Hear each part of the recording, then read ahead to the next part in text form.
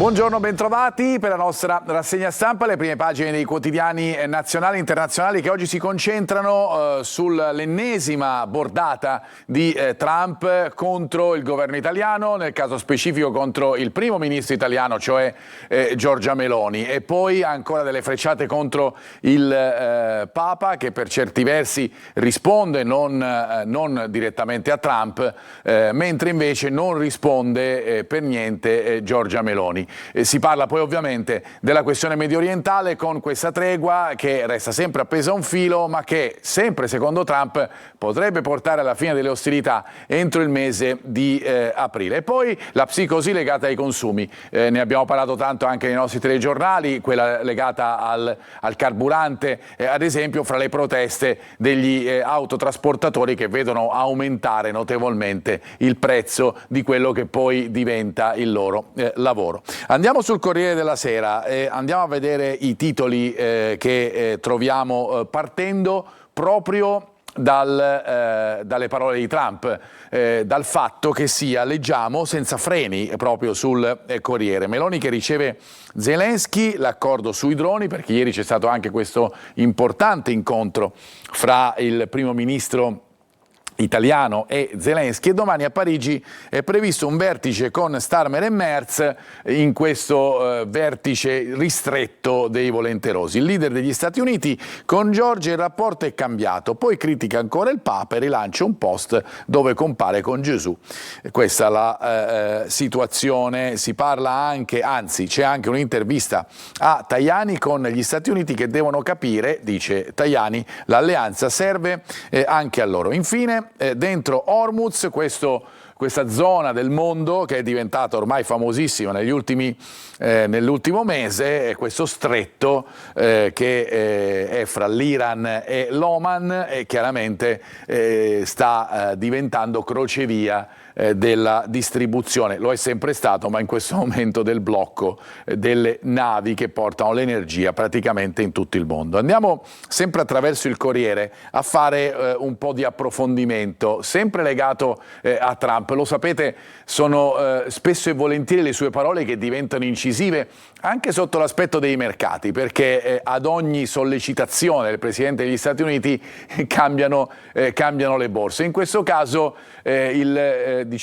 l'obiettivo è stato il Presidente del Consiglio italiano, e allora il Corriere della Sera parla di una nuova sfida a Meloni e al Papa, e sull'Iran si parla di un'intesa d'aprile, come avevamo detto, con lei non c'è più lo stesso rapporto, ovviamente il riferimento è Giorgia Meloni, l'invio di 10.000 soldati, Teheran potrebbe aprire il lato omanita di Hormuz. Andremo poi a vederlo, anzi ci andiamo subito perché andiamo proprio in questo articolo che ci parla di quella famosa zona del mondo. La inquadra anche il Corriere della Sera in questa mappa che vi facciamo vedere, con appunto in rosso l'Iran e in bianco vedete la parte dell'Arabia, diciamo della zona del Medio Oriente, che porta alla creazione di questo stretto, dello stretto di Hormuz, diventato ormai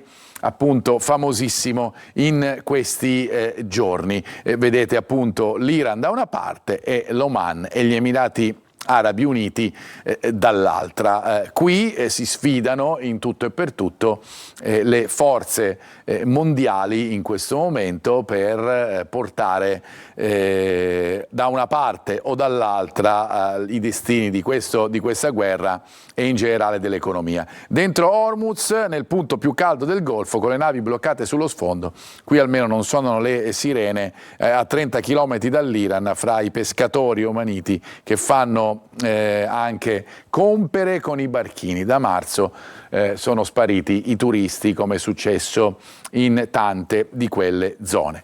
Le prime pagine dei quotidiani nazionali che si concentrano proprio soprattutto sulle bordate di Trump a Meloni, ma con varie interpretazioni. Per esempio il Fatto Quotidiano parla di una rottura che in realtà non è tale. Infatti quello che vediamo nell'occhiello è: ma che rottura? L'Italia continua ad aiutare Trump in guerra, 23 aerei degli Stati Uniti da Aviano con le armi per il Golfo, 3 voli al giorno. Intanto Donald ricatta Starmer, ma apre, come abbiamo visto, degli spiragli su Hormuz. Questo è il punto di vista del Fatto Quotidiano, ma quello che succede a livello internazionale diventa riflesso costante su ciò che è la politica nazionale. Ieri ci sono state delle prese di posizione da parte dei leader dell'opposizione che hanno manifestato la solidarietà nei confronti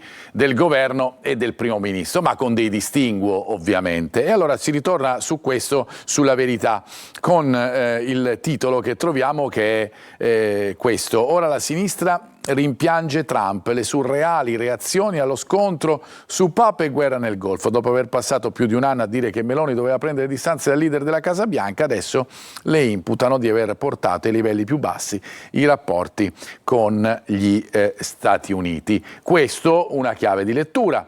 Ma poi ne troviamo altre, ad esempio sull'Unità. Guardate questo titolo: ancora sberle da Trump, quelle che arrivano appunto al governo italiano. Meloni fugge dalla destra e corre al centro. Questo la resa dei conti e i ferri corti, secondo l'Unità, fra Italia e Stati Uniti.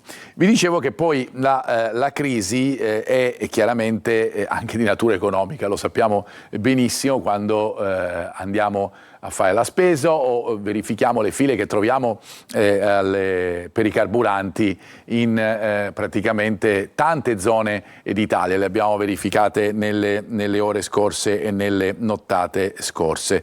Ma chiaramente tutto questo è riferimento anche sui quotidiani economici, perché dalla guerra c'è un impatto sull'economia e lo vediamo sul Sole 24 Ore, impatto sul PIL fino a meno 0,4%, il BTP, la domanda però, supera i 193 miliardi. E per quanto riguarda Hormuz, abbiamo visto prima la zona, e la rifacciamo vedere, questa vicino a questo circoletto rosso in alto, non solo petrolio, sale il rischio per i cavi sottomarini TLC. Li vedete, sono quelli segnati in giallo che chiaramente collegano tutte le varie zone del mondo attraverso il mare, e chiaramente c'è un dubbio su queste forniture. E poi la congiuntura e il debito per l'ufficio di bilancio produzione su dello 0,1-0,2% nei primi 3 mesi. Nonostante la crisi, però, forte richiesta per i titoli italiani, collocati 17,5 miliardi. La situazione, abbiamo detto, politica, perché appunto il riflesso che arriva dalla guerra in Medio Oriente, anzi dalla tregua in questo momento che esiste in Medio Oriente, ha dei riflessi costanti sulla politica e chiaramente anche su ciò che succede nella politica internazionale dell'Italia, che non è solo legata al Medio Oriente, ma diventa anche ad esempio il legame con l'Ucraina. Ieri c'è stato Zelensky in Italia, c'è stato l'incontro fra Zelensky e Meloni, e arriva questo titolo del giornale: i nuovi equilibri, da Trump a Kiev, la mossa di Meloni, Donald rincara, con l'Italia il rapporto cambiato, la Premier non replica e conferma il sostegno a Zelensky e lavora con i leader europei. Anche Salvini e Zaia prendono le distanze dal tycoon, questo si legge appunto sul giornale. Ma si ritorna a parlare della situazione, delle reazioni in Italia, ad esempio col manifesto. Sul manifesto il titolo riprende una famosa canzone di Antonello Venditti, che ritroviamo invece in questo titolo: ci vorrebbe un amico. Trump la attacca ancora, è stata negativa, dice, vuole il petrolio però non ci aiuta.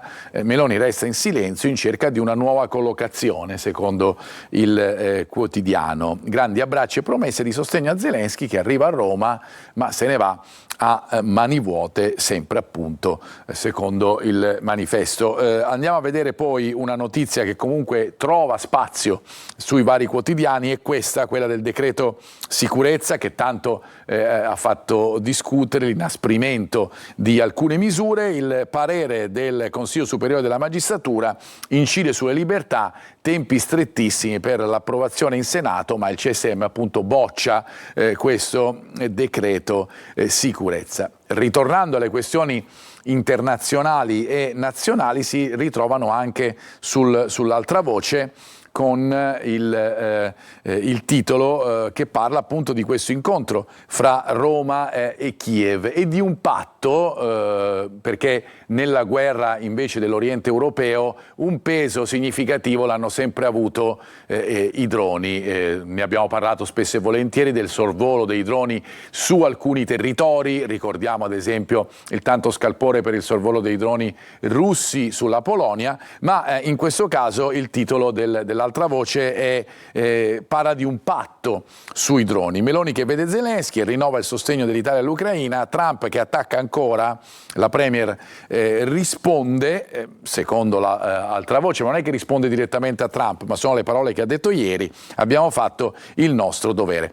Iran, Stati Uniti, pace entro aprile? Vedremo. Giallo sui satelliti cinesi usati da Teheran. Anche in questo caso si parla di Donald Trump, i bluff e la teoria dell'azzardo. Sicuramente sarebbe, o forse lo è, un abile giocatore di poker il Presidente degli Stati Uniti. Questa svolta farà bene al governo, secondo i sondaggisti, perché c'è un altro tema chiaramente che resta importante, che è quello legato ai sondaggi, perché appunto secondo i sondaggi Meloni recupera terreno dopo la mazzata per il centrodestra arrivata da parte del referendum. A proposito di politica, si concentra invece su un ex primo ministro libero, che parla proprio dell'incontro fra Conte e un emissario di Trump, che secondo Libero, questo emissario si chiama Zampolli, avrebbe azzoppato Conte, svanito il vantaggio di Giuseppi, così lo chiama sempre il quotidiano, alle primarie del Campo Largo. Dopo il referendum era avanti, ora un sondaggio lo dà addirittura a meno 15, complice appunto, secondo Libero, questa figuraccia americana, questo incontro. Ci sono anche le foto, appunto, Conte a tavola con l'amico di Trump, lui che appunto ha sempre criticato l'atteggiamento del Presidente degli Stati Uniti. Donald intanto ancora contro Meloni, rapporti cambiati, e lei parla di sostanzialmente della volontà di non dividere l'Occidente, di cui ovviamente l'Italia fa parte. Ci fermiamo per questa prima parte della nostra rassegna stampa, ritorniamo fra pochissimo con le prime pagine dei quotidiani locali e anche il nostro sito Sicilia Web. A fra poco. Ben ritrovati, seconda parte della nostra rassegna stampa. Dopo la rassegna nazionale delle pagine dei quotidiani nazionali e internazionali, occupiamoci della cronaca locale. Lo facciamo con la home page del nostro sito siciliaweb.it, aggiornato come sempre in tempo reale con le ultime notizie della mattinata che parlano di un altro incidente sulle strade, uno scontro auto-monopattino con la morte di un trentenne. L'incidente è avvenuto all'alba a Palermo con il conducente della macchina illeso. Entriamo proprio all'interno della notizia che vi leggiamo.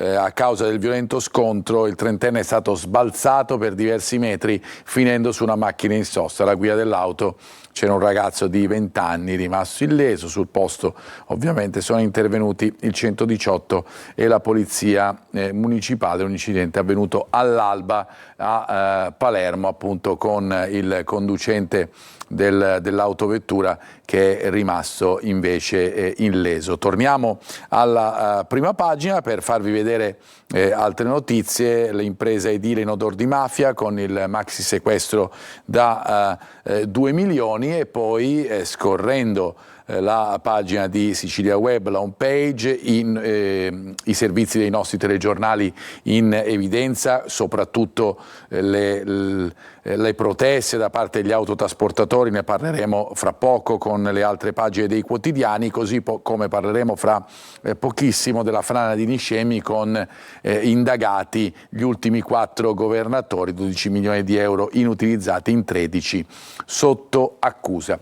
Lasciamo la pagina del nostro sito, l'home page del nostro sito e andiamo invece sulle prime dei quotidiani regionali. Andando subito sulla Sicilia vedrete che le aperture sono pressoché simili, questioni nazionali e internazionali, come abbiamo visto sugli altri quotidiani, ma poi anche le questioni regionali, soprattutto appunto legate alla frana di Niscemi. Andiamo sulla Sicilia, l'asse Meloni-Zelensky contro Putin, questo è il titolo sotto la testata, se così possiamo dire. Il titolo di apertura è sulla frana di Niscemi, per disastro colposo, indagati gli ultimi 4 governatori, il PM di Gela scrive 13 persone nel registro, in 20 anni nessuna azione.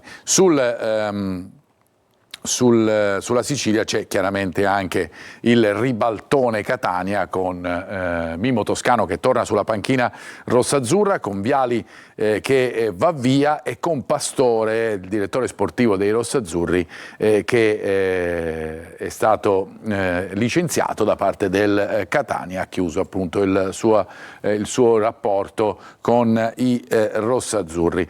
Andiamo poi al Giornale di Sicilia. Anche in questo caso l'apertura è su Niscemi, è un'apertura che ha coinvolto anche alcune testate nazionali che hanno messo nelle prime pagine questo articolo, anche perché chiaramente si parla degli anni scorsi in cui, secondo appunto il PM, non ci sono stati gli interventi necessari perché si scongiurasse quello che poi è successo. E allora il Giornale di Sicilia parla della lunga frana di 4 presidenti, mette insieme appunto le vicende dei 4 governatori con quello che è successo dal 1997, il paese che scivola a valle dal 97, fra i 13 indagati anche Lombardo, Crocetta, Musumeci e Schifani, mentre troviamo le altre notizie un po' più in giù, lo sciopero dei tir che durerà, rincari, scontri e crisi in Sicilia, e poi Trump in posa con Gesù, immagine dell'intelligenza artificiale, la foto creata tempo fa e ora ripubblicata da Trump, ritratto appunto con Gesù, e poi parla di Meloni che è negativa. Andiamo sulla Gazzetta del Sud, anche in questo caso apertura su Niscemi, l'immobilismo per 20 anni, di questo si è parlato ieri, di questo abbiamo parlato nei nostri telegiornali, di questo sono accusati i governatori, i capi della protezione civile. Perché non si è intervenuti? Si sta tentando di scoprirlo. E allora il titolo della Gazzetta del Sud: indagati 4 presidenti di regione, sotto inchiesta altre 9 persone, l'ipotesi di reato contestata è quella appunto di disastro colposo. Anche in questo caso lo troviamo di spalla, il titolo sulla serrata dei tir, si fermano anche i pescherecci, ed è chiaramente un segnale importante che arriva da ciò che succede a livello internazionale ma che coinvolge da vicino la nostra regione. Prima pagina vi facciamo vedere, quella di Repubblica, anche in questo caso l'apertura è su Niscemi, l'inchiesta sulla frana fa tremare la regione, indagati appunto i 4 fra il governatore attuale e i 3 ex governatori, 8 burocrati di primo piano. Palazzo d'Orlean scarica le colpe sul comune Nisseno, una corsa elettorale che parte ad handicap. L'effetto Marina Berlusconi intanto per Forza Italia, arriva il commissario per la situazione politica. Restiamo sulla questione Niscemi, perché vi ho detto era in prima pagina anche su tanti quotidiani nazionali. Ne abbiamo preso uno, ad esempio è il Giorno, in questo caso con l'immagine simbolo, l'avete vista anche nel nostro sito, quell'auto sospesa nel vuoto che è diventata praticamente l'immagine simbolo di questa frana che ha colpito il mondo. La maxi frana di Niscemi, indagati 4 governatori, questo lo troviamo sul Giorno, quotidiano nazionale, che dà appunto ampio spazio, ampio risalto a questa notizia. Nelle pagine interne invece dei quotidiani locali troviamo, ad esempio sulla Gazzetta del Sud, anche alcune reazioni del governatore e degli ex governatori coinvolti. Musumeci e Crocetta, mai richieste dal sindaco per la frana, mentre Schifani e Lombardo, atti dovuti, abbiamo fiducia nella magistratura, chiariremo le nostre posizioni. Queste sono le parole che arrivano appunto da Schifani, Musumeci, Crocetta e Lombardo, che vedete anche in queste foto sulla Gazzetta del Sud. Restando invece alla notizia, ma andando sulle pagine interne di Repubblica Palermo, guardiamo invece questo titolo con governatori e burocrati, la regione che è travolta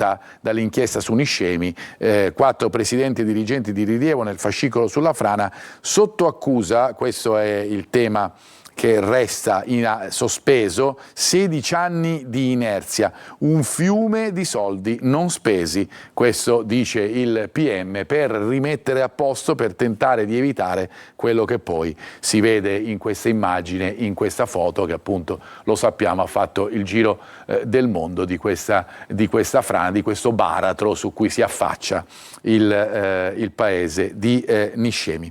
Cambiamo argomento, l'abbiamo visto anche sulle prime pagine, la protesta da parte degli autotrasportatori, una protesta giustificata dall'aumento chiaramente spropositato dei costi, che però poi rischia di ricadere sui cittadini. Andiamo a vedere un po' di titoli, ad esempio sulla prima pagina del Tomo di Catania della Sicilia.